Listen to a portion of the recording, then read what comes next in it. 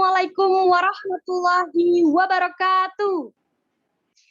Selamat datang di acara webinar dan talk show AADC. Ada apa sih dengan COVID? Pertama-tama, marilah kita panjatkan puji serta syukur kehadirat Allah Subhanahu wa Ta'ala, karena berkat rahmat dan hidayahnya kita dapat berkumpul pada siang hari ini. Tak kenal maka tak sayang. Perkenalkan, nama saya Tamara Berliana Adiputri dari Fakultas Kedokteran Hewan IPB University yang akan memandu acara pada siang hari ini. Izinkan saya menyambut pembicara di acara ini, Dr. Registri Kusuma Devi. Selamat siang, Dokter. Selamat siang. Dan juga Dr. Muhammad Alam Firmansyah, SHUD MSI. Selamat siang, Bapak. Ya, Assalamualaikum. Waalaikumsalam. Serta selamat siang untuk para peserta webinar dan talk show. Dengan dibacakannya Bismillahirrohmanirrohim, semoga acara ini berjalan dengan lancar, serta menjadi manfaat untuk kita semua. Amin, amin, ya robbal alamin. Selanjutnya, saya akan membacakan peraturan-peraturan selama webinar berlangsung. Pertama, selama acara berlangsung, partisipan diharapkan untuk menyalakan kamera dan menggunakan virtual background apabila memungkinkan. Yang kedua, selama acara berlangsung, partisipan diharapkan untuk mematikan mikrofon. Yang ketiga, partisipan dimohon untuk mengisi form kehadiran atau presensi yang nanti akan dibagikan via kolom chat. Yang keempat, partisipan dapat memberikan pertanyaan pada kolom chat saat pemberian materi berlangsung.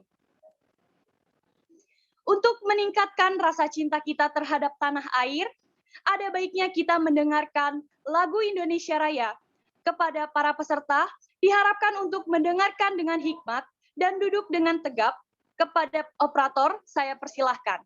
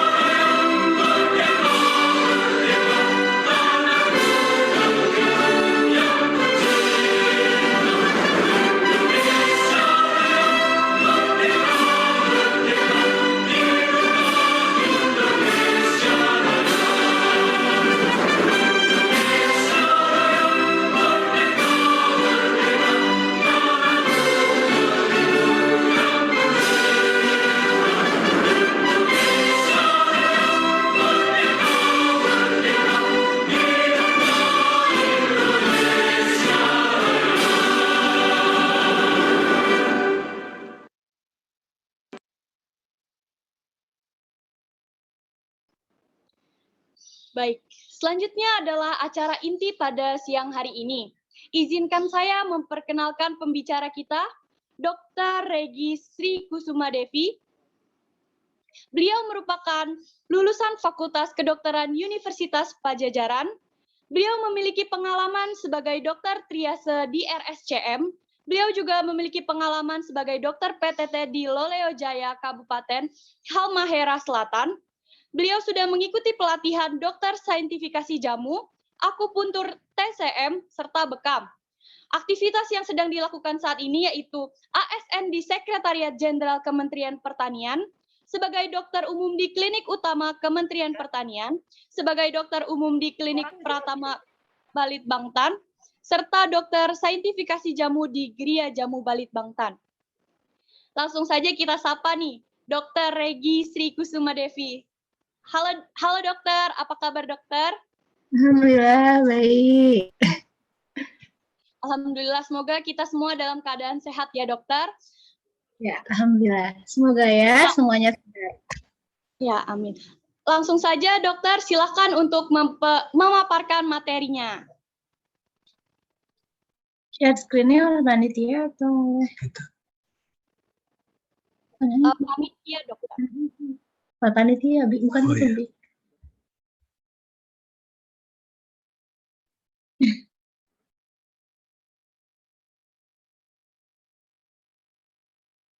Ya, bismillahirrahmanirrahim. Assalamualaikum warahmatullahi wabarakatuh. Terima kasih kepada panitia yang memberikan kesempatan kepada saya untuk menyampaikan, bersilaturahim, menceritakan sedikit tentang COVID-19. COVID-19 ini sebenarnya insya Allah teman-teman semua di sini atau masyarakat yang bergabung di sini itu sudah tahu ya. Mari mari kita ingat kembali agar ikhtiar kita untuk proses pencegahan, kemudian juga menjaga kesehatan keluarga dan masyarakat bisa menjadi jauh lebih baik ya. Mangga silahkan. Oke, kalau kita katakan COVID-19, maka penyebabnya sudah pasti teman-teman tahu ya. Ini ada masyarakat nggak yang bergabung? Ada dokter. Ada ya. Bapak Ibu semua, jadi kalau COVID-19 itu penyebabnya adalah virus. Namanya coronavirus gitu ya. Nah, coronavirus itu pada awalnya ada pada binatang, biasanya di kelelawar, kemudian terenggiling gitu ya. Tetapi kemudian pada tahun 2019 di Wuhan ditemukan coronavirus yang menyerang manusia. Oke, boleh slide selanjutnya. Nah, saat ini begitu banyak varian-varian gitu ya, yang dikatakan, oh lebih bahaya nih sekarang karena ada varian Delta gitu ya. Bahkan WHO sudah mengeluarkan beberapa varian seperti yang terlihat di layar ya, Alpha, Beta, Gamma, Delta, Kappa, dan selanjutnya. Tetapi yang paling perlu kita ambil catatan di masyarakat adalah bahwa pemeriksaan apakah penyebabnya varian coronavirus yang mana nih yang terkena pada kita itu tidak sampai situ gitu. Jadi pokoknya ketika ada gejala ataupun tidak ada gejala, ketika terdeteksi sebagai pasien COVID, ya sudah kita katakan bahwa pasien tersebut menderita COVID.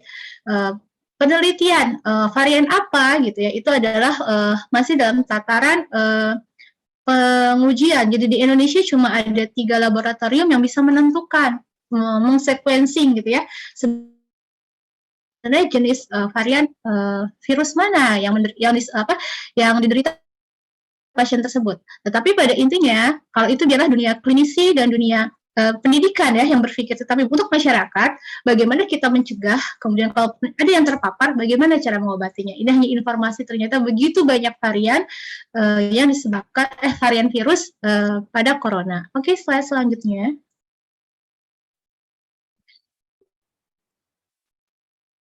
Nah, mangga ya. Nah, proses penularannya seperti apa sih? Karena coronavirus ini merupakan infeksi penyakit pada pernafasan, maka penularannya itu pada droplet. Bapak Ibu sekalian serta teman-teman sekalian, virus itu masuk ke saluran nafas. Nah, kemudian dia akan berada di saluran nafas. Kalau sebenarnya tidak tertangani segera, maka dia akan masuk ke saluran nafas paling bawah, ke paru-paru gitu ya. Nah, kemudian juga bisa dari saluran nafas, kemudian dia bisa juga masuk juga ke saluran pencernaan. Jadi nanti klinisnya gejala yang dirasakan oleh pasien itu ya kalau nggak gangguan pada saluran nafas, gangguan pada pencernaan. Kemudian sebelumnya nanti akan bisa menyebar kalau seumpamanya pada gejala yang berat. Nah, penularannya bagaimana? Penularannya saat ini yang kita pahami adalah penularan dari manusia ke manusia. Melalui apa? Melalui droplet dan melalui kontak erat. Oke, selanjutnya apa sih droplet gitu ya? Kalau kita batuk, kalau kita bicara, batuk bahkan bersin, itu keluar partikel halus. Nah, partikelnya itulah yang berisi kalau kita seseorang terinfeksi ada virusnya gitu ya. Nah, kemudian bayangkan ya sini pembicara, kalau kita bicara 5 menit itu 3.000 droplets. Kalau batuk, sekali batuk bisa 3.000. Kalau kita bersin, lebih banyak lagi 40.000 droplets. Jadi kalau kita ngomong gitu kan, ada tuh ya, aduh jangan sampai muncrat dong gitu kan ya. Nah itu karena memang keluar partikel halus gitu ya. Nah droplets ini kemudian kalau seumpamanya seseorang yang sakit COVID gitu ya, kemudian bicara tidak menggunakan masker, droplet itu keluar gitu. Nah, mungkin slide selanjutnya silahkan. Capaian droplet itu kisarannya itu 0 sampai 2 meter. Ya, kalau namanya dia kecil. Tapi kalau dia partikel ukurannya yang lebih besar, itu sampai 2 sampai 4 meter. Nah, dulu kan bilang, oh ini COVID penyebarannya melalui aerosol, airborne gitu ya. Itu lebih bahaya lagi. Tapi sekarang kita anut bahwa penyebarannya melalui droplet. Ini menjadi catatan gitu.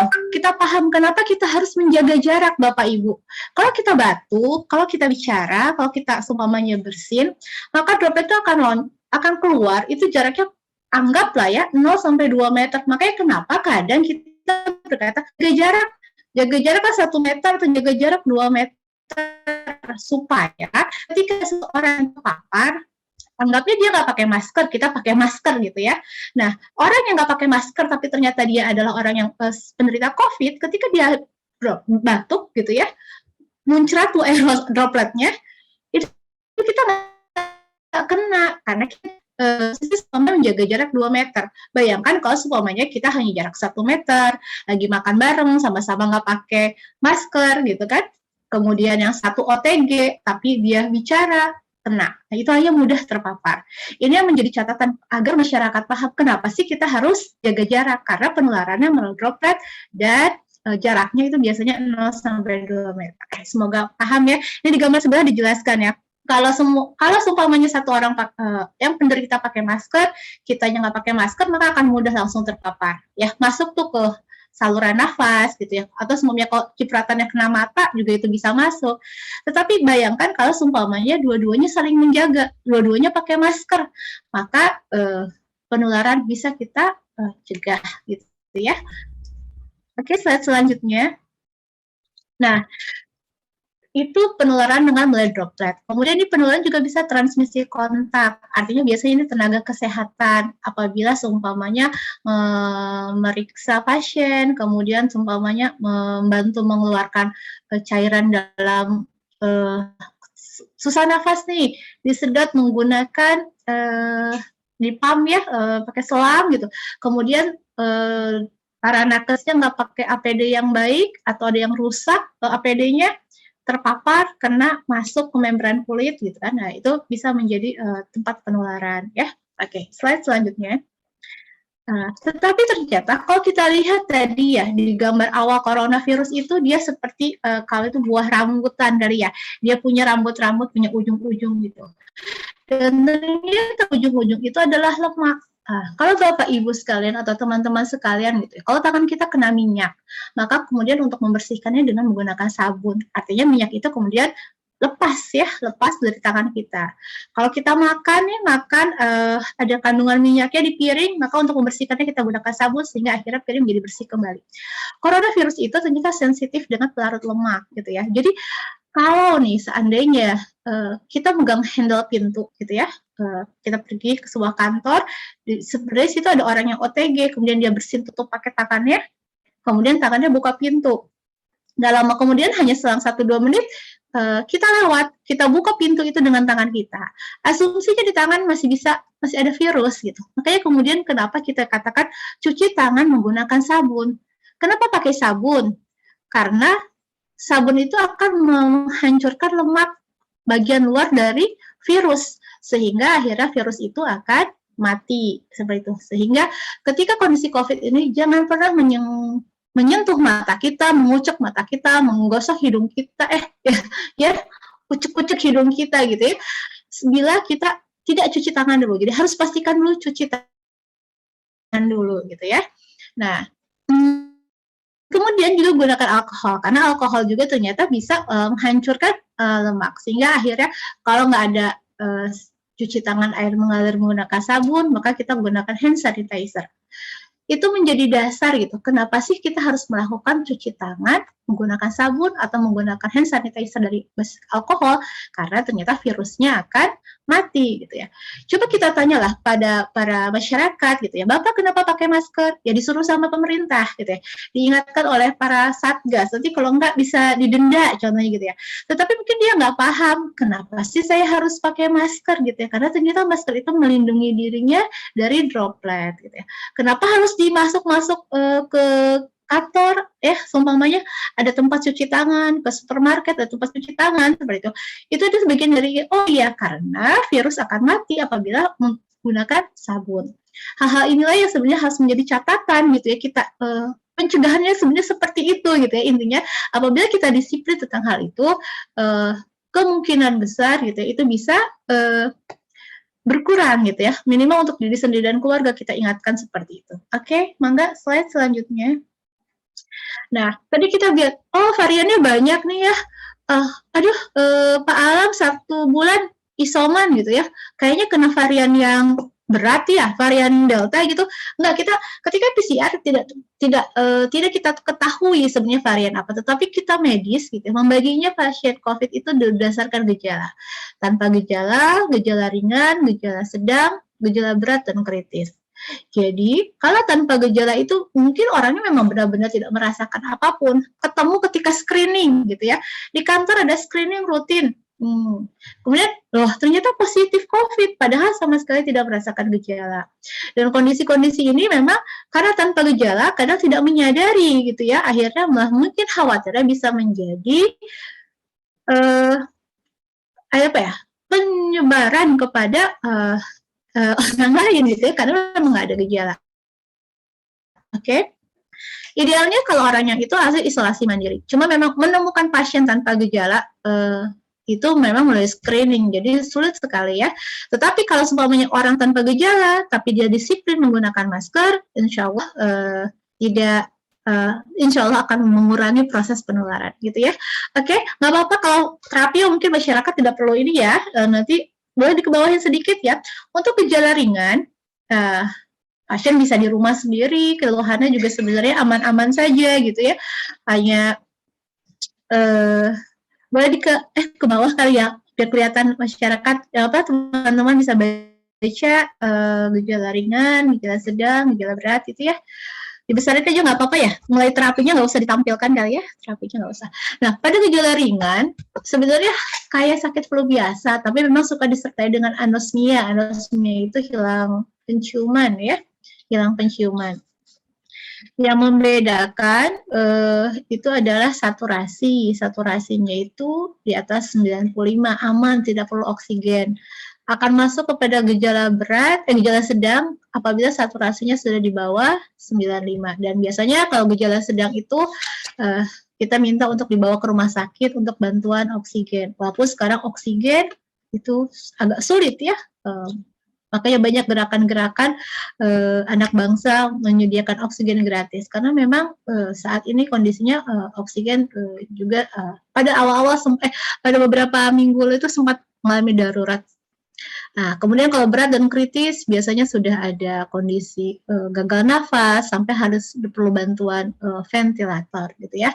Nah, jadi kita fokus nih untuk masyarakat yang lebih aware itu adalah tanpa gejala, gejala ringan gitu ya. Kemudian dari gejala ringan ini kita masyarakat kalau sebenarnya ada anggota keluarga yang kena gitu ya, ataupun seumpamanya tetangga kita yang kena, kita lebih aware apakah dia memerlukan bantuan ke rumah sakit lapangan, ke rumah sakit darurat ya, atau ke rumah sakit rujukan apabila ternyata saturasinya di bawah 95.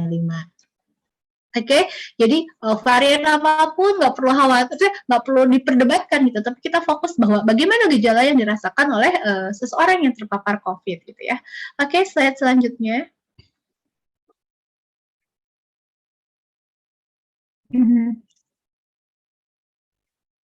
Cepat kan nggak? Jelas ya? Oke, nah kalau seumpamanya seseorang terkena COVID ya, gimana caranya tiba-tiba kalau screening kantor, screening mau masuk ke sekolah gitu, ada pemeriksaan pesantren nih, perlu screening gitu. Jadi kalau screening itu kita akan menentukan bahwa seseorang bisa masuk ke gejala, orang tanpa gejala bisa ini ya. Tetapi kalau seumpamanya contoh, kami ini adalah penyintas COVID ya di keluarga gitu. Ternyata kami kontak erat dengan adik saya yang terpapar COVID. Nah, apa yang dimaksud dengan kontak erat? Kontak erat itu adalah, nanti dijelaskan ya di slide selanjutnya. Artinya gini, ketika seseorang dinyatakan positif COVID, maka dia harus melakukan isolasi mandiri selama 14 hari. Kalau tanpa gejala, cukup 10 hari. Tetapi kalau dengan gejala, itu adalah minimal 14 hari. Nah, kalau seumpamanya gini nih, saya seumpamanya terkena COVID, menerima pasien kena COVID, aduh, pasien saya kena COVID, saya khawatir terpapar gitu ya. Belum melakukan pemeriksaan karena nggak ada gejala, maka melakukan isolasi mandiri selama 14 hari gitu ya. Nah, kemudian selama 14 hari itu diam di rumah, melakukan SOP bagaimana isolasi mandiri. Ketika ada gejala, baru dilakukan pemeriksaan, baik pemeriksaan antigen atau melakukan pemeriksaan swab yang PCR. Nah, seperti itu ya. Setelah itu, tapi kalau seumpamanya sampai 14 hari nggak ada gejala atau 10 hari nggak ada gejala, ya sudah tidak perlu dilakukan pemeriksaan PCR. Itu yang dilakukan oleh kebijakan oleh pemerintah gitu ya. Tetapi kalau kita mau berhati-hati, kalau kita memang mempunyai rezeki yang berlebih gitu ya, maka ketika merasa kontak erat, ya segera lakukan pemeriksaan antigen boleh, PCR jauh lebih baik gitu ya. Oke, slide selanjutnya. Nah, apa yang dimaksud dengan kontak erat? Kontak erat itu pertama adalah nakes yang memeriksa pasien, yang menjaga pasien, gitu ya, tetapi dia tidak menggunakan APD yang adekuat. Nah, kalau untuk orang-orang ya, itu adalah berada dalam satu ruangan, ya, kemudian ternyata salah satunya ada yang positif, biasanya kontak erat itu apabila 15 menit berinteraksi dalam satu ruangan tanpa ventilasi, itu kita kata kontak erat. Tapi kalau hanya 1 menit, 2 menit gitu, itu tidak dikatakan sebagai kontak erat ya. Oke, slide selanjutnya. Nah, terus gimana nih kalau seumpamanya seseorang sudah terkonfirmasi sebagai pasien COVID? Nah, tadi ya dilakukan isolasi mandiri, kemudian dilakukan pemeriksaan PCR, berkoordinasi dengan puskesmas, gitu ya. Ini kalau nggak salah slide yang awal-awal ya. Kalau saya sebagai klinisi mengatakan, selama pemeriksaan PCR dinyatakan sebagai hasil positif, maka dia berpotensi untuk menularkan. Tapi pemerintah punya kebijakan lain ya, artinya kalau klinis itu kehati-hatian pasien dengan gejala sedang dan gejala berat itu memang harus dipantau dengan PCR terus gitu ya sampai akhirnya negatif. Tetapi kalau pasien yang tanpa gejala, pasien dengan gejala sedang, gejala ringan, maka sampai dia benar-benar tidak ada gejala, 3 hari kemudian boleh bebas gejala, itu sudah boleh beraktivitas. Gimana contohnya? Contohnya gini, saya masuk gejala ringan waktu itu. Kemudian pegawai puskesmas memantau rutin gitu ya, bertanya setiap hari, bagaimana keadaannya Bu, apa perkembangannya. Waktu itu sudah hari ke-14, saya masih ada batuk. Berarti belum diberikan surat tuh dari puskesmas, surat bebas pantauan. Jadi masih harus tetap istirahat, isolasi mandiri di rumah. Sampai kapan ya? Kayaknya batuk saya udah mulai jarang, sampai benar-benar tidak batuk gitu ya. Sampai benar-benar tidak batuk, setelah batuknya berhenti sama sekali, 3 hari kemudian tetap seperti itu, maka kemudian dikatakan sudah bebas untuk beraktivitas kembali. Jadi minimal itu memang 14 hari gitu ya. Paling cepat itu 10 hari untuk pasien tanpa gejala, paling cepat untuk yang bergejala itu adalah 14 hari sampai benar-benar bebas. Makanya kami ini satu keluarga ya dari masyarakat di Kepulauan Pulau Kelapa ya. Kami ini satu keluarga sampai isoman 29 hari. Jadi long COVID. Ya, seperti itu. Artinya memang benar-benar harus bebas gejala. Baik, slide selanjutnya. Oke, ya ini menjelaskan bahwa isolasi 10 hari tadi ya, untuk yang tanpa gejala 10 plus 3 hari itu kalau seumpamanya benar-benar bebas gejala. Dan yang terakhir nih ya, idealnya saya mau cerita pada awal-awal pemeriksaan COVID itu, ketika COVID baru awal, seseorang dikatakan negatif apabila 2 kali berturut-turut melakukan pemeriksaan PCR itu negatif. Tetapi dengan kasus yang semakin meningkat, kemudian di daerah-daerah itu mengirimkan PCR itu sulit gitu ya. Saya ingat teman saya yang bertugas di NTT, dia terpapar, dia melakukan isolasi mandiri, dia sudah selesai bebas gejala aktivitas, hasil PCR-nya baru keluar gitu kan. Jadi memang dulu sangat sulit untuk mendapatkan PCR. Dalam kebijakan sekarang ada antigen, kemudian antigen itu untuk dulu seorang dikatakan positif apabila PCR-nya itu positif, tetapi sekarang dengan pemeriksaan antigen yang positif pun sudah dikatakan seseorang bisa terpapar COVID ya. Gimana nih masyarakat, pusing nih 10 hari, 14 hari bebas gejala. Kita serahkan semua kepada teman-teman yang di puskesmas untuk memantau dan kemudian menentukan gitu ya. Makanya kenapa pentingnya masyarakat ya, Bapak Ibu sekalian, apabila merasa ada gejala, segera lapor ke Satgas COVID setempat, kemudian Satgas COVID itu akan menginformasikannya kepada puskesmas, dan pegawai puskesmas pasti akan membantu memantau by WA, bahkan kalau ada gejala yang agak khawatir sedang, mereka dengan pakai APD rela gitu ya datang ke rumah pasien gitu untuk memeriksakan gitu. Dan obat-obatannya, insya Allah obat-obatnya juga gratis diberikan. Kita susah cari obat, antivirus susah, antibiotik susah. Ketika supaya puskesmas ada karena di drop oleh pemerintah, maka bisa dikasih ya gitu. Jadi ketika seseorang terpapar, saya mah isoman aja, nggak usah bilang malu, ini berarti aib, itu bukan suatu hal yang tidak tepat gitu ya. Segera lapor gitu ya. Oke, slide selanjutnya. Oke. Nah ini ya isoman, artinya semoga tidak ada yang terpapar di sini ya. Tetapi isolasi mandiri itu kita diam di rumah, tetap melakukan aktivitas seperti biasa saja, tidak perlu khawatir kalau ada gejala, memang membantu bantuan telemedicine ya, baik lewat dari puskesmas, kalau punya akses ke dokter. Nah, kemudian dipantau, idealnya punya oximeter gitu ya. Kalau di rumahnya sulit untuk berjemur, karena mungkin ruangannya terbatas, areanya terbatas, minta izin ke masyarakat, saya minta waktu 15 menit ya keluar untuk berjemur, seperti itu. Kalau ada anak-anak di rumah di dalam aja jenuh, mereka terpapar COVID, minta izin ke masyarakat untuk beri kesempatan mereka bermain di teras gitu ya, seperti itu.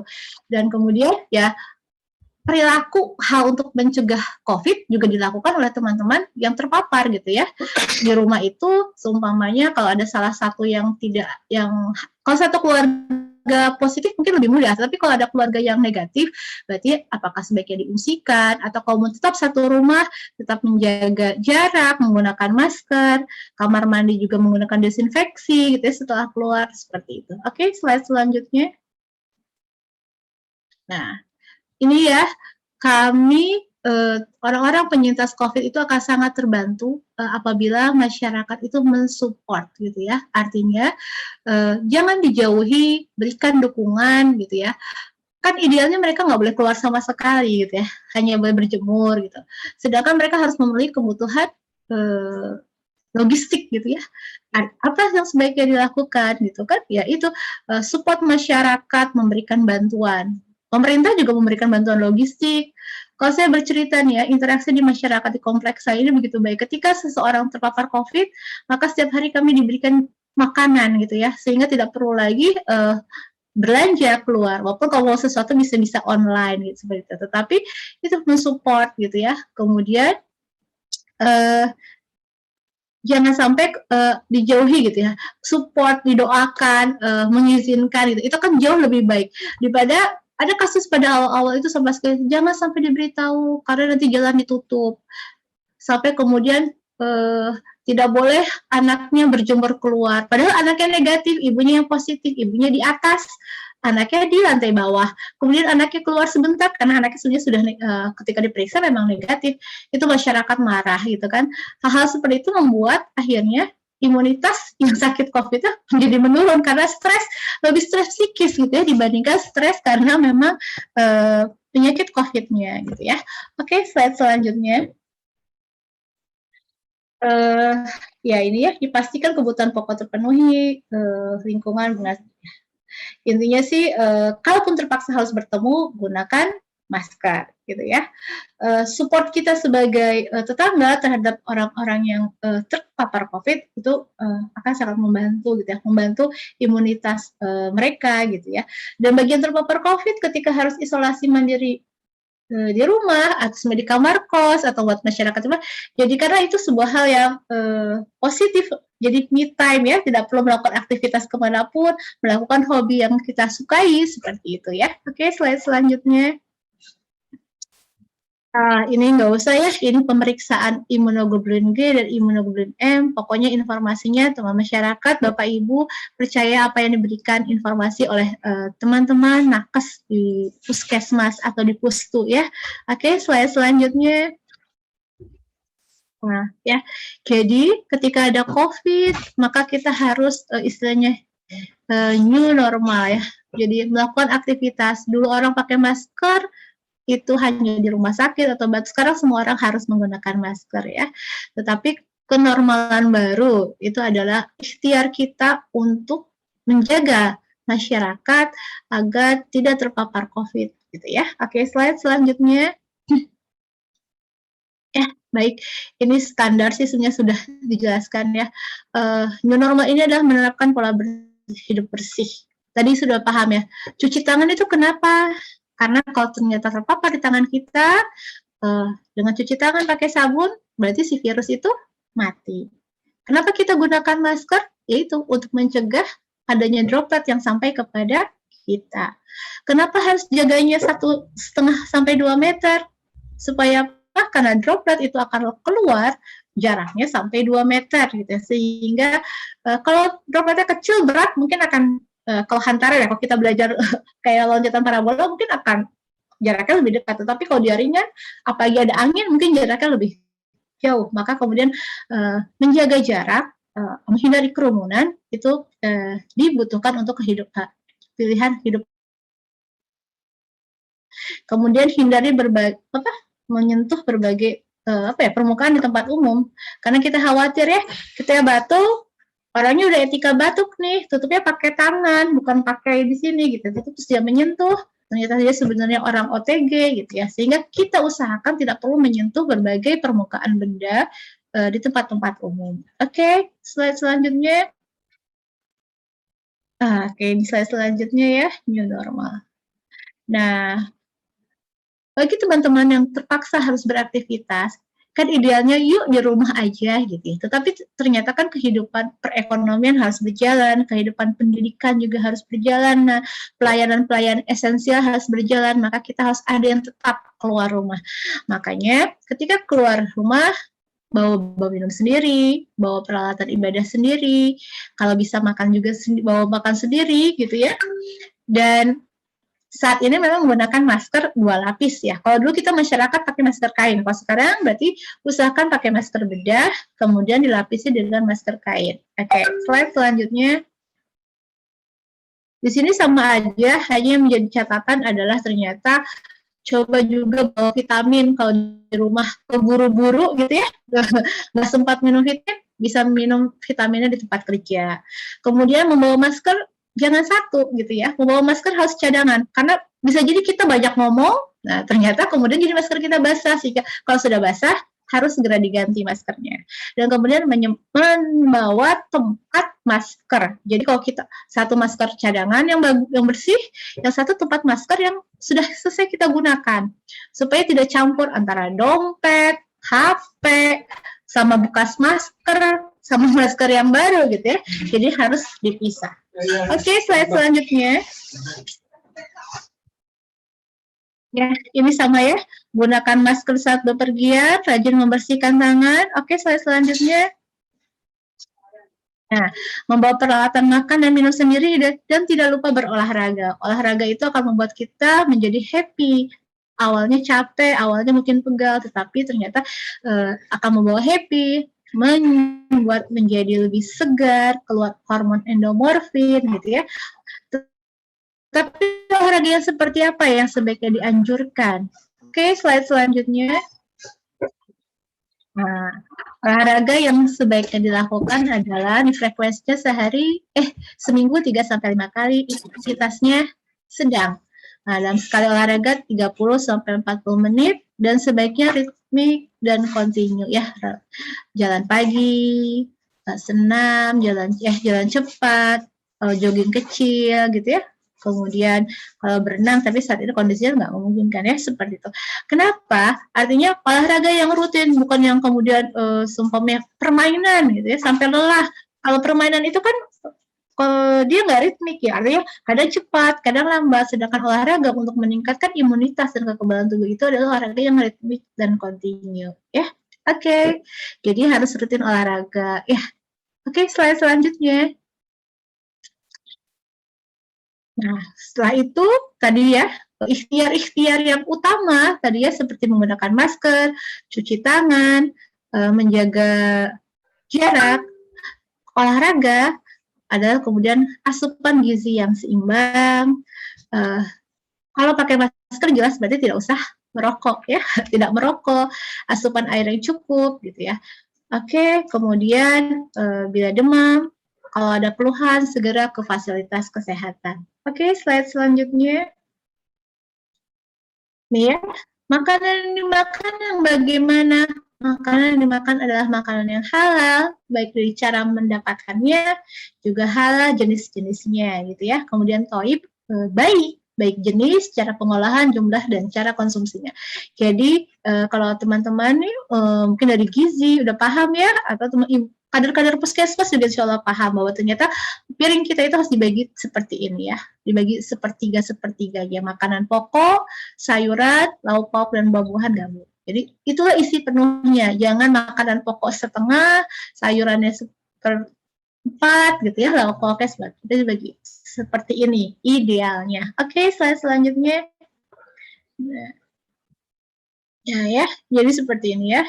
Panduan pola makan sehat, piring makan putih ada yang seperti ini ya. Oke, sama ya intinya. Cuma kurangi gula, garam, dan minyak. Idealnya seperti itu ya, terutama untuk orang-orang yang usia 40 tahun ke atas. Dan jangan lupa cuci tangan sebelum makan. Baik, slide selanjutnya. Nah, apa yang sebaiknya dikonsumsi pada saat pandemi ini? Itu vitamin C, vitamin B, vitamin D, vitamin E, sama mineralnya itu zinc. Kami para nakes diminta untuk menjaga diri adalah mengkonsumsi ini walaupun tidak terpapar. Teman-teman yang terpapar, orang pasien-pasien yang terpapar biasanya pun diminta untuk mengkonsumsi vitamin-vitamin ini gitu ya. Nah, tetapi yang sehat pun silahkan dikonsumsi. Kalau semuanya memang tidak bisa membeli dalam bentuk tablet, kapsul seperti itu, ya coba cari sumber makanan kita yang banyak mengandung vitamin-vitamin ini. Tetapi untuk vitamin D memang ada tablet yang khusus ya, dan kemudian dia akan aktif apabila kita berjemur gitu ya. Oke, slide selanjutnya. Nah, ini ya, memakai masker, kemudian kita batuk gitu ya. Tetapi kalau nggak ada masker, maka tutup mulut dan hidung dengan lengan. Sini ya, jadi kayak gini ya, batuknya seperti itu. Sekarang sudah diubah, nggak menutup lagi pakai tangan, karena kalau pakai tangan kemudian kita memegang tadi ya, itu khawatir seperti itu ya. Kalau bisa tutup mulut menggunakan tisunya kemudian kita buang, lalu kita cuci tangan. Ini kita paham etika batuk ini banyak banget ditempel-tempel, tetapi terkadang juga lalai gitu ya. Sekarang kita berubah pola hidup dengan kondisi COVID ini, kita harus lebih aware lagi ya, sehingga ketika kita batuk walaupun bukan COVID ya tetap melakukan etika batuk ini ya. Baik, slide selanjutnya. Masker kain. Nah, supaya dia efektif, penggunaan masker kain ini itu sini katakan ya maksimal 4 jam. Jadi kalau kita keluar 8 jam ya berarti kita harus bawa 2 masker gitu ya. Kemudian ketika mulai basah karena banyak bicara ya apa boleh buat sebelum 4 jam, baru 2 jam udah basah ya harus kita ganti gitu ya. Kalau saat ini kebijakannya adalah menggunakan masker medis dulu satu, baru kemudian pakai masker kain ya, dengan varian yang terbaru. Diharapkan seperti itu. Ketika kita akan melepaskan masker ya, kalau masker kain atau masker medis tetap saja dikeluarkan, dibukanya itu ini ya, jangan dipegang depannya. Coba masker ya, punten. Karena gini, seumpamanya masker ini, masker atas kali ya. Nah, ini juga isi itu masker yang maaf nih. Sumpah, yang satu lagi dong yang akses. Yang ya. Kalau semuanya ini saya contohkan ya, semuanya kan kita pakai masker ya. Oke. Sekarang sih sebenarnya udah nggak boleh begini ya. Nah, ternyata nih harusnya dia udah lebih baik tertutup begini ya. Nah, itu lebih enak kalau maskernya masuk ke telinga. Sebenarnya ini masker bedah. Sampai sini ditutup, jangan tutup. Jadi dia benar-benar memberikan kesempatan jangan sampai ada virus yang bisa masuk gitu ya. Di sini juga harusnya kuat. Jadi kalau pakai APD ditutup lagi gini ya, jauh lebih kuat. Asumsinya itu tuh virus kan keluarnya di sini ya, nempel-nempel. Terus kita pegang-pegang gini, nggak sengaja terus nggak boleh tuh, sama sekali nggak boleh pegang wajah selama kita ada di luar sebelum kita cuci tangan. Dan kalau kita nggak tahu nih, terutama ya pas di kerumunan, kita kan nggak tahu ada yang OTG atau tidak. Jangan pernah menyentuh bagian-bagian depan ini, karena ini adalah yang memang menjaga kita. Kemudian melepasnya pun harus dari tadi ya, bisa lihat nomor 5, dilepasnya dari tali. Nomor 4 atau nomor 5, lepasnya dari tali gitu. Jadi bukan menyentuh dari sini. Kemudian langsung dimasukkan, langsung dibuang gitu ya. Jadi jangan. Atau kalaupun mau aman, itu adalah dibalik ya. Jadi bagian luar yang terpapar itu jangan kita pegang-pegang, tapi kita balik.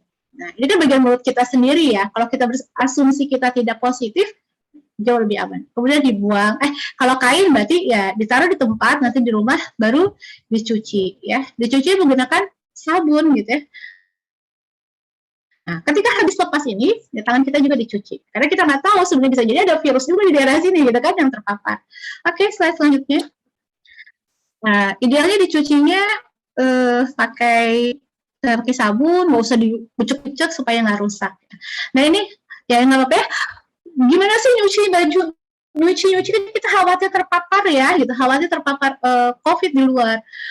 Sebenarnya kan tadi kita udah paham si coronavirus itu bagian luarnya adalah lemak, sehingga kalau kena sabun maka akan hancur, maka mati. Makanya kalau gitu cukup aja direndam dengan sabun, biarkan saja 10 menit, ya udah dia nanti akan mati. Dikucuknya pelan-pelan aja supaya nggak rusak gitu ya. Oke, slide selanjutnya. Nah, ini ya, ini yang sering kita lihat pakai masker, tapi kemudian menggunakan maskernya kurang tepat. Saya menggambarkan ya, yang pertama, sering banget ya kita melihat orang pakai masker. Pertama mah bisa jadi ya kalau wajahnya kecil si masker itu melorot gitu ya, melorot sehingga hidungnya ke hidung. Dia pakai masker seperti ini. Tuh ya. Banyak bicara, akhirnya turun begini. Terus ya mungkin sesek juga sekali-kali diturun begini terus pakai lagi ya. Kalau kita mau turunin masker sebagusnya pakai face shield gitu ya, karena kan kemudian terjaga dari. Ketika seumpamanya kita begini, kemudian dia turun dengan sendirinya, ya segera perbaiki ke atas gitu ya, diperbaiki supaya yakin memang tertutup. Mana sih ini kok sampai miring-miring? Nah ya, makan. Kalau orang mau makan, maka buka saja seluruh maskernya, cari di tempat sepi, dibuka, kemudian ditaruh, dimasukkan ke dalam amplop gitu ya, supaya nggak terpapar. Jadi jangan diturunkan ke bawah. Di sini kan anggap orang batuk bersin. Di sini juga ada virus-virus yang bisa jadi nempel. Kalau kita pakai begini, kemudian kita turunkan begini, bagian yang nempel di mulut kita tertempel virus-virus yang di leher, kemudian nanti kita naikkan kembali, akhirnya malah kita terpapar seperti itu. Jadi penggunaan masker yang benar itu menjadi hal yang sangat mendasar, karena kita udah ikhtiar kok pakai masker papat, bisa jadi ada hal yang kurang tepat dalam penggunaan masker. Oke, slide selanjutnya. Oke, udah hampir sama ya, sama aja. Mangga slide selanjutnya. Nah, ya sama. Ini menjadi ingat, hanya menggunakan talinya yang dilepaskan, jadi jangan memegang bagian depan. Itu menjadi sebuah catatan. Ini cuci tangan menggunakan air sabut, ya. Saya selanjutnya nggak apa-apa, mangga. Cuci tangan menjadi hal yang penting. Tadi saya sudah jelaskan dari awal ya, sesuai dengan kondisi bagaimana si virus itu memiliki lemak-lemak di bagian luarnya, sehingga dengan menggunakan cuci tangan air sabut, itu akan membuat virus itu mati. Dan idealnya itu 60 detik. Anak-anak kecil ada lagu-lagunya ya, terbiasa bagaimana mencuci tangan yang benar gitu ya. Oke, slide selanjutnya. Nah, ini hanya mengingat, setiap tangan kita kotor, setiap akan memegang anak, setelah buang air besar, untuk yang menyusui, sebelum menyentuh bayi, menyusui bayi cuci tangan, sebelum makan, baik menyuapi anak, maupun kita akan makan. Bahkan kondisi pandemik ini adalah sebelum menyentuh wajah kita, harus cuci tangan dahulu. Ya, oke, selanjutnya. Selain ikhtiar itu, apalagi yang dilakukan adalah vaksinasi. Bapak Ibu sekalian, serta teman-teman, jangan takut untuk melakukan vaksinasi. Inilah ikhtiar yang kita upayakan selain prokes. Kalau prokes itu ketat, ya, benar gitu ya. Semoga memang bisa menjaga kita, tetapi kita nggak pernah tahu kelemahan-kelemahan ketika berkunjung ke rumah saudara gitu ya. Walaupun sebaiknya terus pakai masker ya, tapi pada kenyataannya berkunjung ke orang tua lepas masker. Bisa divaksinasi anak di atas usia 12 tahun sampai usia lanjut. Ibu hamil, ibu menyusui, boleh berikan vaksinasi. Pemerintah akan terus memberikan vaksinasi, nggak usah takut. Jenis vaksinnya apa? Jenis vaksin apapun adalah vaksin yang sudah diuji oleh pemerintah, melewati uji klinik yang ketat, standar keamanan yang baik, sehingga aman, ya.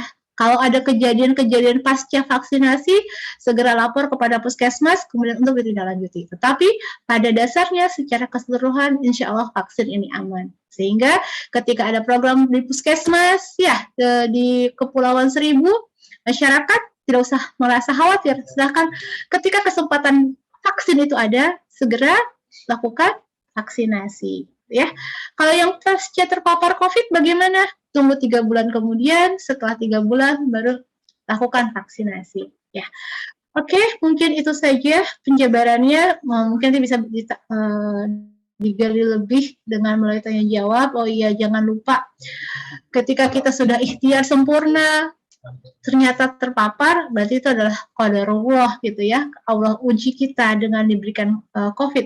Tetapi berdoa, mohon dilindungi dari penyakit berbahaya. Untuk semua agama silahkan lakukan ya, karena ikhtiar yang optimal, tawakal yang sempurna.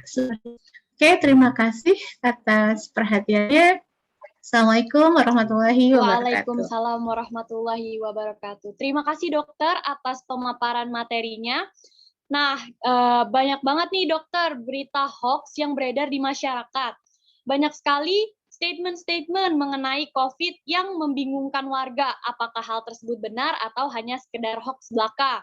Langsung saja kita tanyakan kepada dokter Regi beberapa statement-statement yang beredar di masyarakat. Seperti contohnya adalah banyaknya varian COVID-19 yang muncul karena setelah vaksinasi dilakukan. Apakah benar, dokter?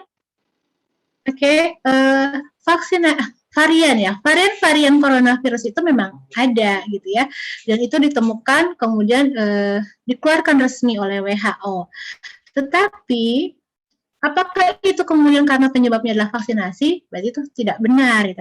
Karena vaksinasi itu adalah ikhtiar kita memasukkan virus yang sudah dilemahkan, yang tidak akan menyerang tubuh kita, tetapi tubuh kita memberikan respon.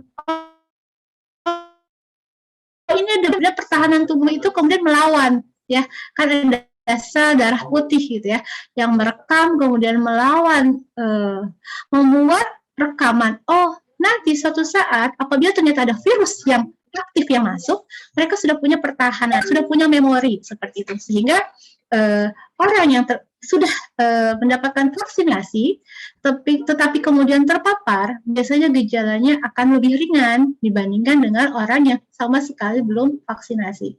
Saya dan suami sudah mendapatkan vaksin 2 kali gitu ya, tetapi qadarullah ternyata kami juga terpapar COVID ya seperti itu. Dan kami masuk dalam kategori gejala ringan seperti itu ya. Jadi varian coronavirus itu memang banyak, tetapi bukan karena akibat vaksinasi, gitu ya. Insya Allah bukan seperti itu. Baik, terima kasih dokter. Jadi kita lebih tahu gambaran bahwa hal tersebut merupakan hoax ya dokter. Nah, selanjutnya ada lagi nih dokter, statement yang beredar di masyarakat. Seperti ini statementnya. Berkumur dengan air garam dan meminum air hangat dapat membunuh virus corona di dalam perut, dokter. Apakah hal tersebut benar atau hanya sekedar hoax belaka, dokter? Oke. Itu akan membantu meredakan gejala ya, karena memang virus pada dasarnya adalah self-limited disease. Artinya dengan daya imunitas tubuh kita yang baik, maka dia akan bisa kemudian mati dengan sendirinya. Idealnya seperti itu ya, ketika imunitas tubuh kita baik. Kemudian kalau berkumur dengan air garam, kemudian minum air hangat, itu akan membantu. Karena dia menyerang saluran nafas ya, tenggorokan menjadi nggak nyaman. Dengan mengkonsumsi air hangat dengan larutan garam, itu akan membuat jauh lebih nyaman. Kalau sebelumnya kita pilek, kemudian kita bilas tuh ya, kita irigasi hidung kita dengan NaCl gitu ya, itu akan membuat nyaman, yang tersumbat akan jadi lebih lega seperti itu. Tetapi apakah itu dapat mematikan virus? Sepertinya itu tidak. Walaupun memang harus panas-panasan, kalau panas virus mati gitu ya. Tetapi kalau air hangat, kemudian juga bilasan larutan garam, itu adalah terapi suportif saja ya. Baik, terima kasih dokter. Nah, kita lebih tahu nih gambaran-gambaran ada yang hoax, yang benar-benar hoax, dan ada yang memang bisa benar-benar fakta gitu kan dokter. Nah, selanjutnya nih, izinkan saya untuk memperkenalkan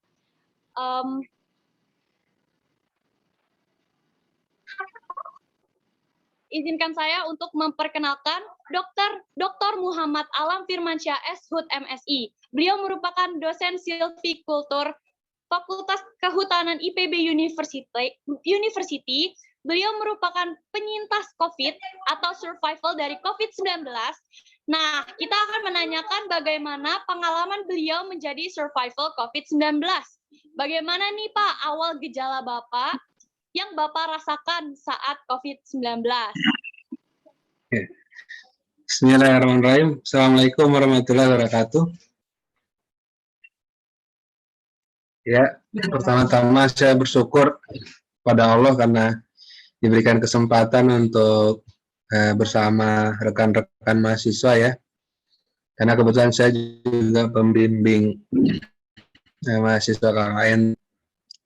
Jadi sebenarnya yang penyintas COVID ini kami satu keluarga ya.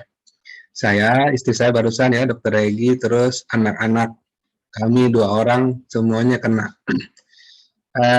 Sebenarnya kami selama sudah hampir 2 dari awal, terutama saya ya, saya sering membersamai istri karena beliau dokter kan. Kami sering menangani pasien-pasien kasus COVID dan kami benar-benar menurut analisis kami yang lemah ini, kami cukup disiplin sebenarnya. Dan memang tidak pernah kena selama 1,5 tahun itu. Terus kami juga buat itu sudah divaksin ya oleh IPB 2 kali. Kalau saya IPB, istri karena nakes, jadi dapat fasilitas dari pemerintah karena garda terdepan. Nah, jadi ini karena milah sebenarnya ya, sedikit aja lah. Makanya tadi hati-hati teman-teman ini ya, semua kadang-kadang kita tidak menyangka gitu bahwa kelemahan sedikit itulah yang membawa kita terpapar. Nah ceritanya sebenarnya kami biasa ada keluarga di Bandung ya, keluarga di Bandung, dan kebetulan ada ipar itu ya, jadi dia baru divaksin. Ya, seperti kebanyakan orang kalau divaksin itu kan kondisinya agak meriang-riang gitu ya. Ya itu intinya saya ingin memberitahu apabila Bapak Ibu dan rekan-rekan yang divaksin, usahakan betul-betul hati-hati. Mulai dari berangkat ke tempat vaksin, sampai setelah divaksin, pulang lagi, pastikan jangan kemana-mana.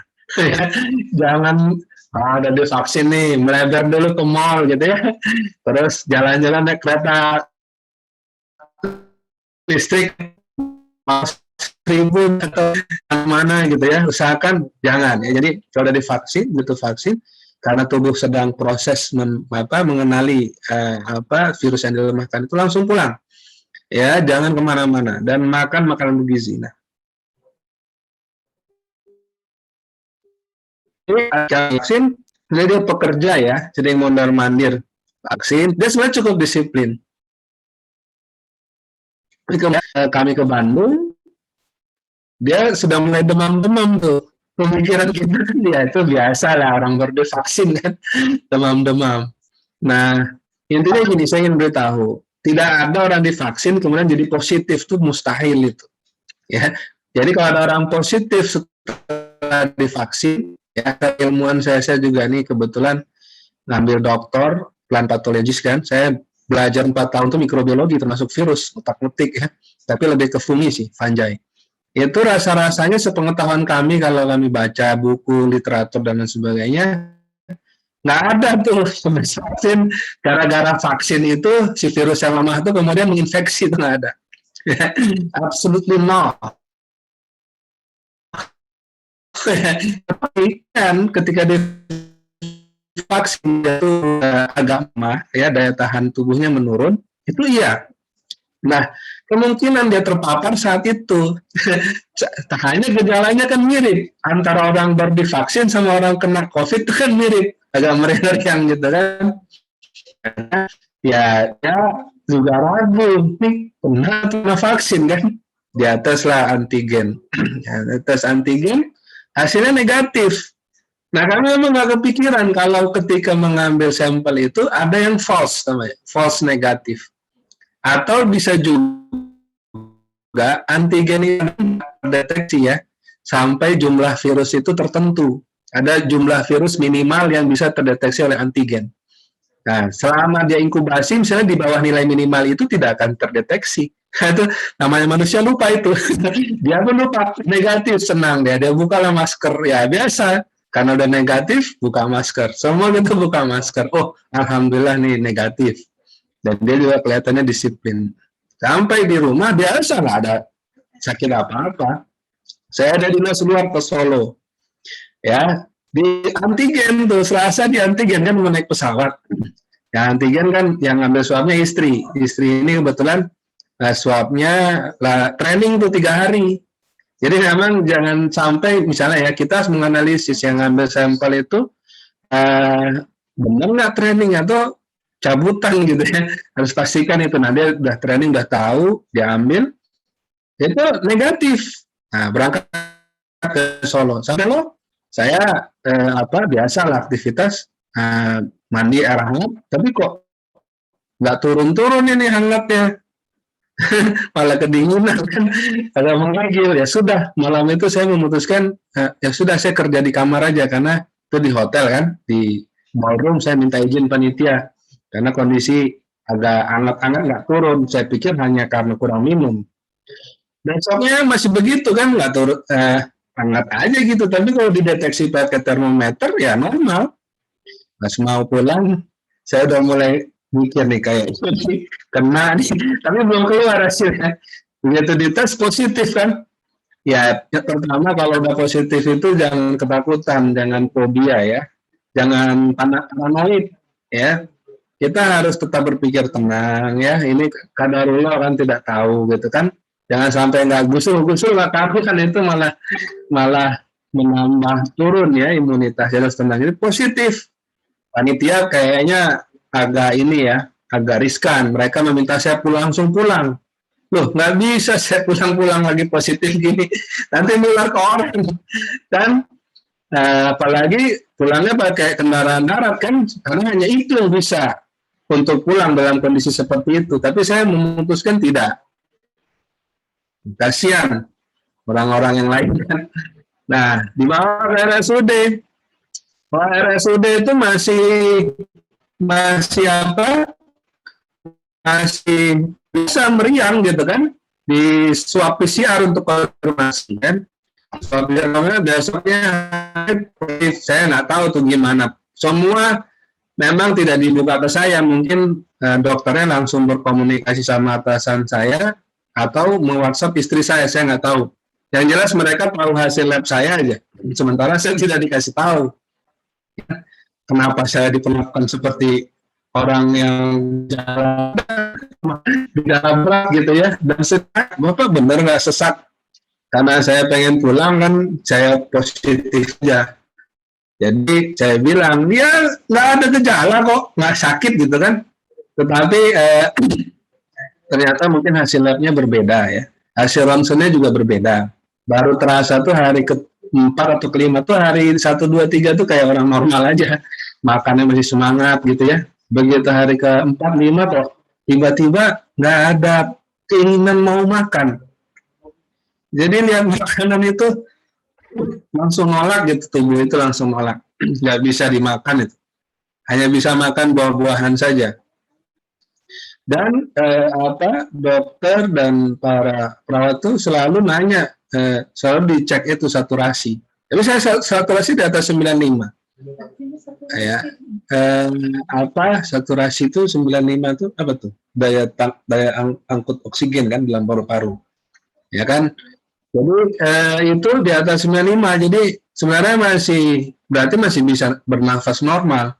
Tapi sepertinya hasil ronsen tidak menunjukkan gitu, karena baru kemudian saya mulai merasakan agak sesak, ya, bernafas agak sulit gitu ya, bernafas dengan hidung agak sulit, jadi bernafasnya dengan mulut gitu ya. Mulai hari ke-4, 5, 6 gitulah. Kemudian saya sebenarnya tidak suka pakai infus. Berapa kali saya menolak infus, tapi Bapak kan demam, ya harus pakai infus. Ya terima aja gitu ya. Akhirnya diinfus, dimasukkan remdesivir dan lain sebagainya, antivirus lah. Pokoknya mereka udah ada SOP-nya lah. Jadi begitu, sampai kemudian setelah hari ke-12 PCR ulang dan saya diizinkan untuk pulang. Dan tetap dibilang nggak boleh kemana-mana. Walaupun sampai rumah harus isoman sampai 10-14 hari ke depan. Nah, saya baru mulai memahami nih, sepertinya saya termasuk lama nih, dan gejalanya sebenarnya hasil labnya tidak mendukung dengan yang terlihat, karena saya diminta minum pengencer darah itu sampai 30 hari setelah diizinkan pulang. Artinya D-dimer saya kurang baik, dan inilah yang biasa terjadi kepada orang yang pasien COVID yang tiba-tiba berhenti jantungnya.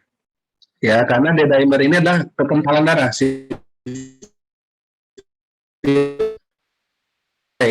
Buat darah menjadi kental dan kerja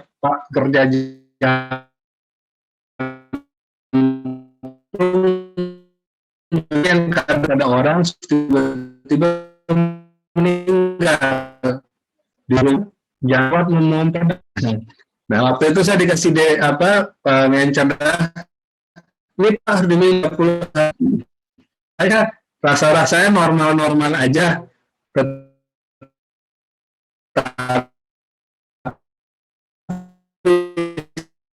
Menyampaikan kenapa? Karena orang di rumah sakit itu ada relasi dari kami sebenarnya, temannya kan, dan mereka orang-orang yang secara pendidikan secara terbukti tidak.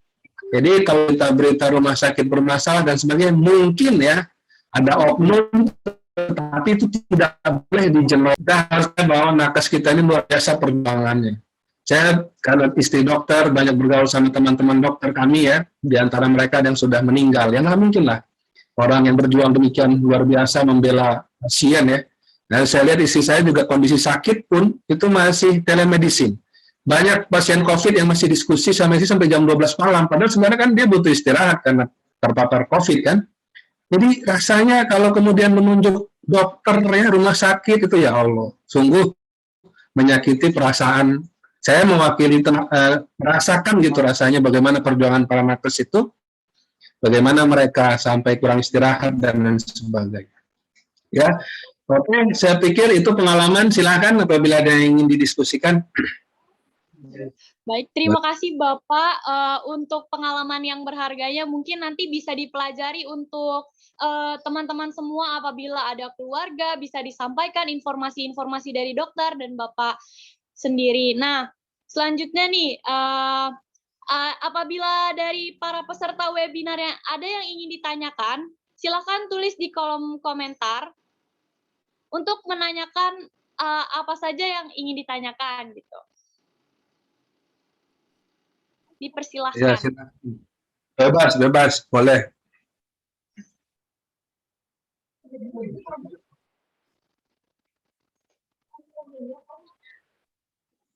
Sambil menunggu ada yang bertanya ya, kita bahas tentang pemeriksaan pada COVID ya. Kalau seandainya kita merasakan ada gejala, apa yang sebaiknya perlu kita lakukan?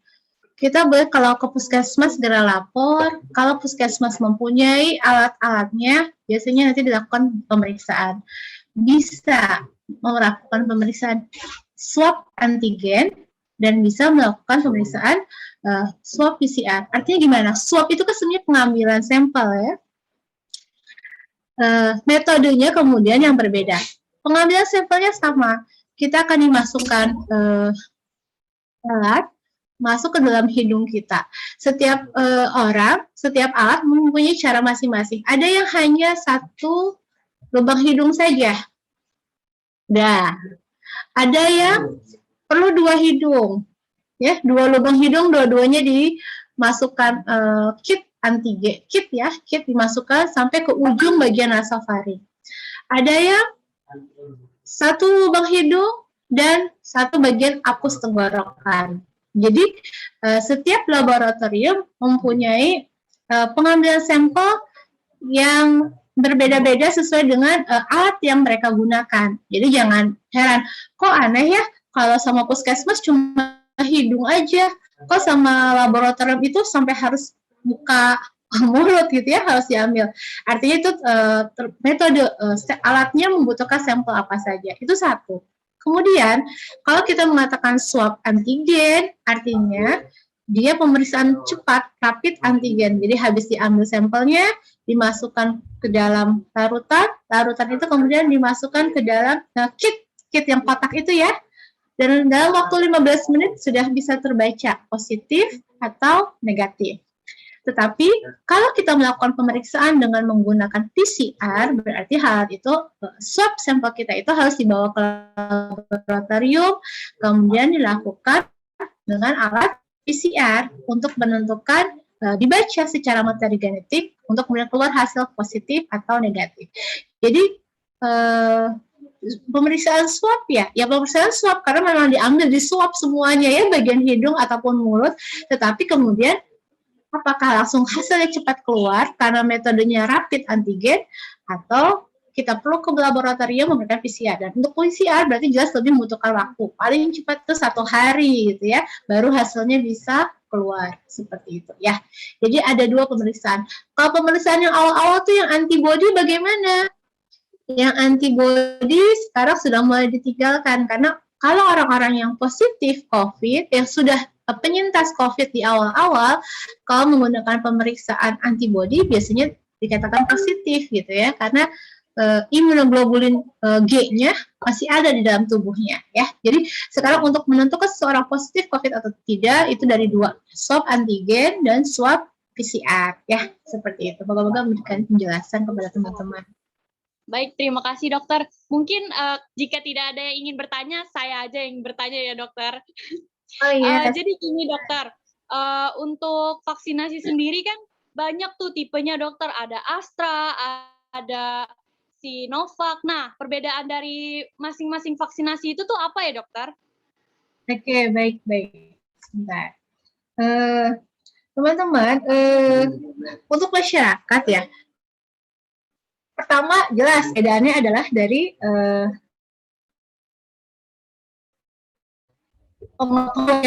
pasti gitu ya.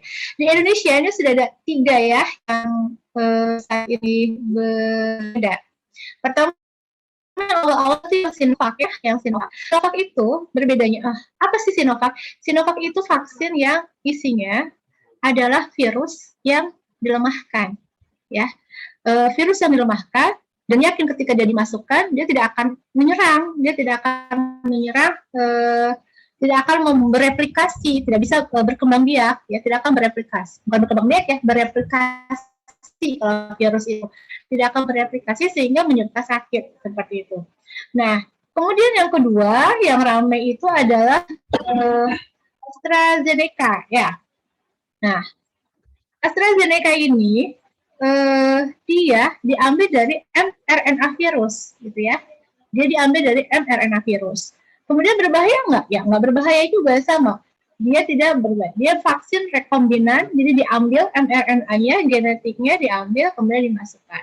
Nah, mana yang lebih bagus, gitu ya? Semuanya bagus, gitu ya. Artinya karena melalui proses uji, gitu ya. Proses uji.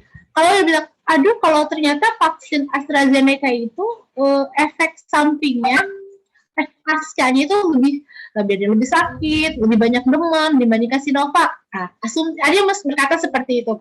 Saya nggak punya data yang pastinya ya, nggak punya data yang pasti sebenarnya berapa. Kalau rata-rata mungkin mengatakan bahwa AstraZeneca keluhannya agak lebih sedikit, lebih banyak dibandingkan Sinovac. Tetapi itu hanya tidak dari data yang jelas ya. Tetapi kalau Ibu Kepala Ibu Erlina Burhan itu mengatakan vaksin AstraZeneca itu dia sudah ada penelitian bahwa dia dapat menjaga tubuh kita dari paparan varian Delta. Kalau Sinovac belum ada penelitian yang dikeluarkan. Mungkin bisa jadi mereka sudah melakukan penelitian, tetapi belum dikeluarkan. Yang sudah dikeluarkan itu adalah bahwa AstraZeneca itu bisa membantu mencegah dari paparan varian Delta seperti itu ya. Kemudian yang nanti ada dari Moderna ya, Moderna. Nah, tetapi untuk menjadi catatan kita semua ya, jenis vaksin apapun yang ada, yang saat itu kemudian ada di depan kita, datang ya vaksinasi ya, segera ketika kita sehat, kita stamina tubuh kita bagus, silahkan segera ikut vaksin seperti itu, karena itu akan jauh lebih baik dibanding kita memilih mana nih gitu. Tapi yang pasti adalah bahwa kita sehat, tubuh kita juga stamina-nya bagus, ya segera untuk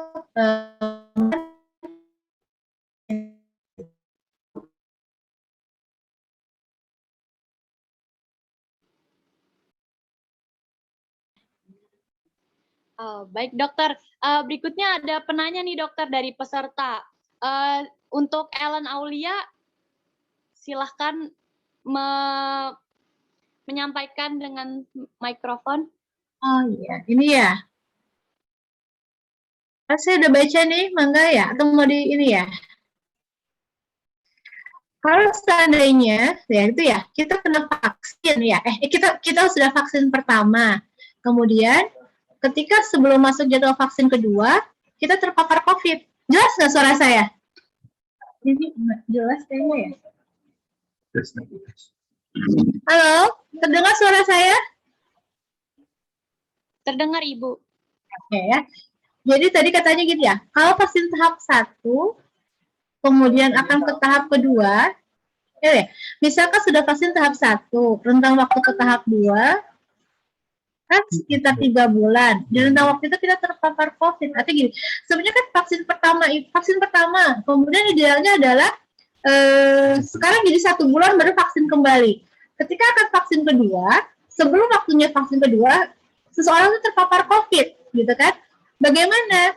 Jadi nanti kemudian vaksin keduanya kapan? Setelah 3 bulan dinyatakan sembuh, baru kemudian melakukan vaksin yang kedua. Ya, seperti itu ya. Jadi harus menunggu 3 bulan. Ibu, kenapa mencuci tangan menyebabkan tangan menjadi kering? Nah, solusinya gimana? Berarti setelah mencuci tangan, kita mencuci tangan. Setelah mencuci tangan, pertama varian sabunnya dulu ya. Mungkin kita perlu hand sanitizer itu kan kalau banyak dari alkohol dia memang akan lebih mudah mengiritasi. Kalau cuci tangan, carilah kemudian sabun yang juga ada moisturizernya ya seperti itu. Atau kemudian ketika selesai sebelum tidur badan kita dikasih hand body, tangan kita juga dikasih hand body sehingga nanti tidak akan kering ya seperti itu ya.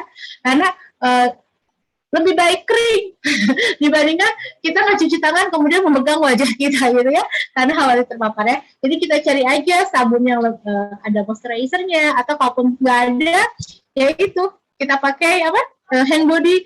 Kalau pakai hand body tapi dipakailah seumpamanya sebelum tidur gitu ya supaya lebih efektif ya. Itu ya. Siapa nih yang bertanya? Oke. Itu Mbak, ada lagi ya?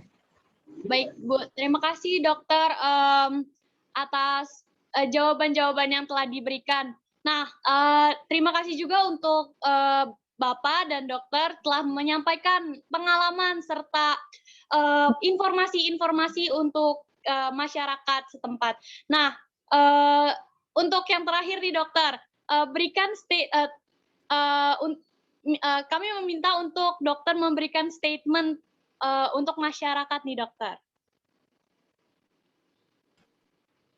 Bapak Ibu semua, coronavirus itu ada. Nggak usah takut, tetapi kita ikhtiar bersama-sama. Lakukan prokes yang ketat, disiplin, benar, ya, gunakan masker 2 lapis, cuci tangan menggunakan sabun, menjaga jarak, dan segera vaksinasi, jangan ditunda-tunda. Vaksinasi dalam kondisi tubuh yang sehat. Dan kemudian kita lebih peduli kepada masyarakat, saling mengingatkan apabila ada yang lengah prokes, kemudian saling bantu apabila ada yang terpapar. Semoga Indonesia bisa segera lepas dari pandemik ini, kita bekerja sama, gitu ya, pemerintah, tenaga kesehatan, masyarakat, sehingga pandemik ini semoga segera berlalu. Baik, terima kasih, Dokter. Ada satu lagi nih sepertinya, Dokter. Apakah boleh dijawab ya, Dokter? Untuk yang terakhir mungkin ada satu orang yang mengangkat tangan tadi, Ibu Ana Kamila. Ibu Ana Kamila, silakan jika ada pertanyaan untuk meng-on-kan mic-nya. Terima kasih moderator atas kesempatannya. Perkenalkan, nama saya Ana Kamila Tunisa. Ibu izin bertanya, kan sebelumnya kakak saya juga sudah pernah positif COVID ya Bu ya. Nah terus tapi CT-nya itu rendah. Nah maksud dari CT sama kenapa sih COVID itu berhubungan dengan oksigen, kan banyak sekali ya Bu ya apotik-apotik yang penuh dengan dan antri sama tabung oksigen, terus saturasi, berkaitan dengan saturasi, itu hubungan dan kaitannya apa ya Bu, kalau boleh tahu? Terima kasih Bu. Ya, baik. Kalau kita melakukan pemeriksaan PCR, maka kemudian dikatakan keluar hasil positif dengan nilai CT value berapa gitu ya. CT value itu kalau seseorang sudah negatif, maka berarti artinya di atas 40. Kalau kita belajar nih di PCR, dia itu modelnya berputar ya. Ketika putaran siklus, contohnya ketika putaran ke-19 sudah ketemu virus gitu, maka dikatakan CT value saya itu 19. Semakin kecil angka CT value, artinya virusnya semakin banyak. Ada yang CT value-nya, contohnya Pak Alam, CT value-nya 14. Artinya ketika putaran 14 sudah ditemukan virus. Ada yang CT value-nya ketika terdeteksi 38. Jadi setelah putaran ke-38, baru itu ketemu virus, seperti itu. Kelemahan swab antigen ketika anak saya, ketika oke, positif nih, Adi positif di Solo, ayo kita periksa. Kita periksa anak laki-laki negatif, gitu ya. Karena saya dapat fasilitas ya, saya lakukan pemeriksaan PCR. Ternyata anak laki-laki yang antigennya negatif, ketika dilakukan PCR positif, tetapi CT value-nya sudah 29. Artinya ada miss sedikit ya di antigen itu. Kalau seseorang yang CT value-nya besar, kemungkinan ketika di swab antigen itu negatif. Makanya untuk orang-orang nih ya, satu keluarga terpapar yang positif hanya 2 orang, karena kita khawatir ada miss pada yang positif itu, yang negatif itu, karena sebenarnya dia positif tidak terbaca pada antigen. Kalau pada PCR biasanya insya Allah dia memang gold standar, pasti terbaca ya. Nah, itu jadi catatannya, CT value itu semakin kecil, berarti virus di dalam tubuhnya semakin banyak, sehingga kemungkinan untuk menularkannya jauh lebih besar. Itu yang pertama. Kalau kita lihat, virus itu kan masuk lewat saluran pernafasan. Dia lebih banyak, memang banyak menyerang saluran pernafasan. Memang ada kan kalian bisa masuk ke saluran pencernaan. Kalau masuk saluran pernafasan, selama dia masih fase di saluran nafas bagian atas, itu gejalanya hanya batuk, pilek biasa ya. Tetapi kalau dia sudah masuk ke dalam paru-paru, dia menyerang di paru-paru, itulah yang kemudian menimbulkan gangguan oksigenasi. Jadi gini, kita tahu ya, Bapak Ibu semua tahu ya, bahwa paru-paru itu adalah tempat pertukaran oksigen. Ya, oksigen yang kita hirup dari hidung, kemudian masuk ke saluran nafas sampai di bagian terakhir alveoli. Di situ kemudian terjadi pertukaran oksigen dan CO2. Si virus ini hidup di dalam sel-sel paru-paru. Dia hidup di parenkim paru. Sehingga fungsi paru menjadi berkurang. Akhirnya pertukaran oksigen menjadi susah. Kembang kempis oksigen, ekspirasi-inspirasi menjadi tidak optimal. Sehingga asupan oksigen di dalam tubuh kita menjadi berkurang. Nah, teman-teman tahu oximeter ya, oximeter adalah alat untuk mengukur saturasi tubuh kita. Berapa sih oksigen yang beredar dalam tubuh kita? Idealnya adalah 95 sampai 100. Nah, ketika kita periksa, ternyata oksigenasi kita 95, berarti aman. Orang yang terpapar COVID periksa 96, oh aman, dia masuk gejala sedang. Gejala ringan, artinya tubuhnya sudah masih bagus, kompensasi oksigen dalam tubuhnya bagus. Tetapi kalau udah 90, 84, itu sudah dia butuh oksigen.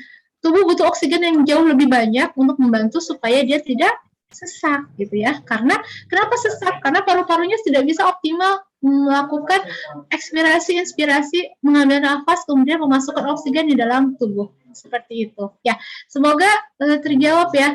Ada CT value, kemudian kenapa perlu oksigen? Karena saturasi dalam, kalau tubuh sudah, ya teman-teman, kalau kita punya oximeter menjadi sebuah hal yang rasanya diperlukan di setiap rumah dengan kondisi pandemik ini. Sehat, tetapi ada tetangga yang positif, kita beri pinjam oximeter kita, seperti itu ya. Jadi untuk kehati-hatian, itu adalah ketika sudah di bawah 95, idealnya harus diberikan oksigen. Ya, seperti itu. Apalagi kalau udah posisinya di bawah 90, itu sebaiknya diberikan oksigen. Ya, walaupun oksigen saat ini sedang susah. Ya, seperti itu. Semoga jelas ya. Ada yang kelewat nggak ya? Moga-moga Mbak Ana jelas ya informasinya. Ya, baik Bu, terima kasih atas jawabannya. Dan terima kasih sekali lagi, terima kasih kepada dokter dan Bapak Alam atas pemaparannya dan juga pengalaman yang berharga untuk kita semua. Nah, selanjutnya adalah acara pembacaan doa. Maksud saya pemberian sertifikat kepada dokter dan Bapak Alam sebagai rasa terima kasih kami selaku panitia karena sudah menjadi narasumber dan penyintas COVID-19 dan memberikan pengalamannya. Silakan untuk panitia. Berikut adalah sertifikatnya yang nanti akan diberikan melalui via dari panitia sendiri. Silakan untuk panitia mengabaikan ini. Dipersilahkan. Kepada operator, saya persilahkan. 。 . 。 . 。 . 。 . 。 . 。 . 。 . 。 . 。 . 。 . 。 . 。 . 。 . 。 . 。 . 。 . 。 。 。 。 。 。 。 。 。 。 。 。 。 。 。 。 Oke, Baik, mungkin saya hitung 1 sampai 3. Untuk operator silakan diabadikan ya. 1, 2, 3. Ya, terima kasih Bapak dan Ibu. Nah, selanjutnya adalah berakhirlah acara pada sore hari ini, dan jangan lupa untuk para peserta webinar dan talk show untuk mengisi presensi yang sudah diberikan di kolom chat oleh panitia. Nah, selanjutnya adalah sesi foto bersama. Kepada para peserta diharapkan untuk menyalakan kamera, dan kepada operator saya persilahkan.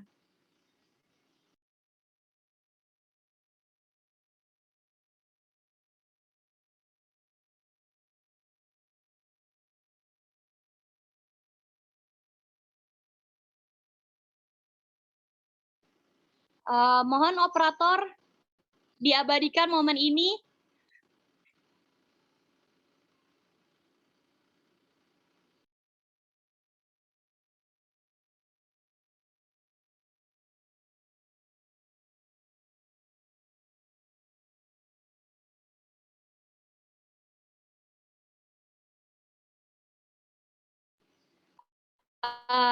Baik, saya akan hitung 1 sampai 3. 1, 2, 3.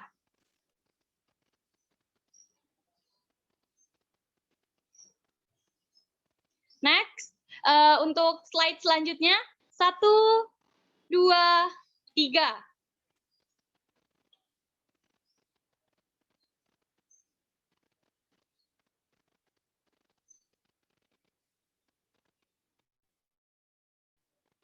Next, untuk slide selanjutnya, 1, 2, 3.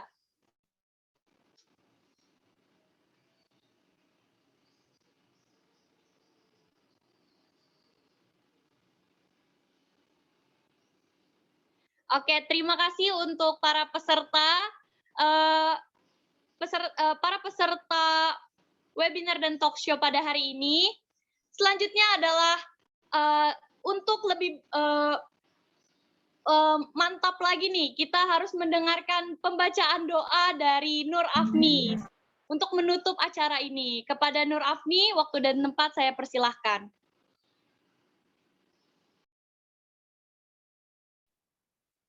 Baik, bismillahirrahmanirrahim. Sebelumnya, apakah suara saya terdengar?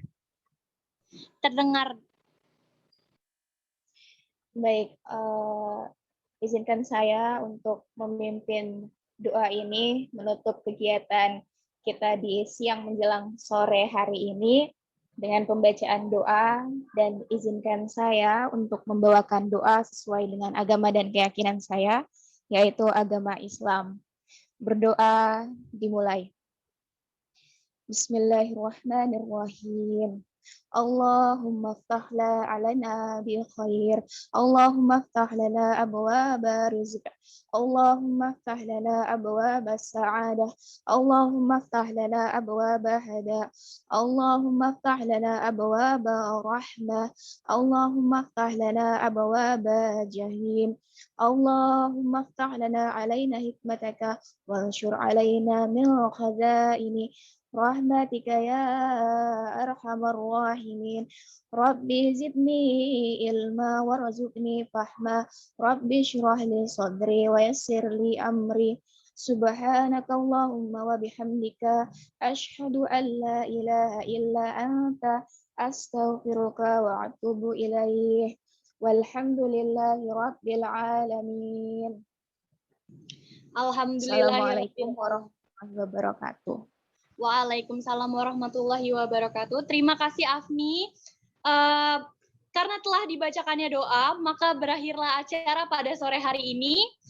Saya MC pamit undur diri. Kurang lebihnya mohon maaf. Wabillahi taufiq wal hidayah. Wassalamualaikum warahmatullahi wabarakatuh. Waalaikumsalam. Pamit ya. Pamit ya, maaf. Terima kasih dokter, terima kasih Bapak.